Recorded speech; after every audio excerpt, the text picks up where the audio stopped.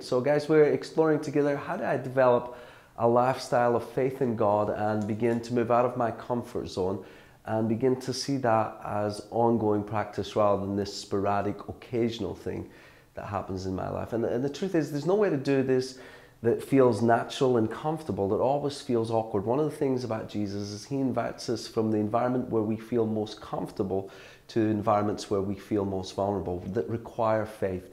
John Wimber it was who said that faith is spelled R-I-S-K, and it is deeply disruptive to our normal rhythms and routines, and unless we're intentional about taking risks, it usually doesn't happen. So here's some ways that I practice that and some things that I've learned as a leader in that. Firstly, I find some people who are ahead of me in the journey who are good at taking risks, and I shadow them. I hang out with them. I ask them to pray for me. I build relationship with them.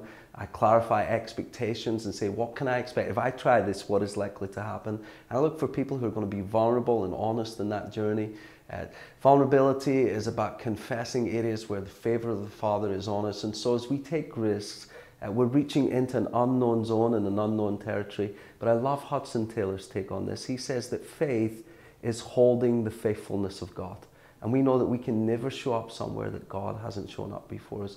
So in taking that risk as a leader, find someone else who's ahead of you on the journey. That would be my leadership insight for you in this. And then Mark Twain, the best theologian, he said this. He said, the one who found out most about the cat is the one who grabbed it by the tail.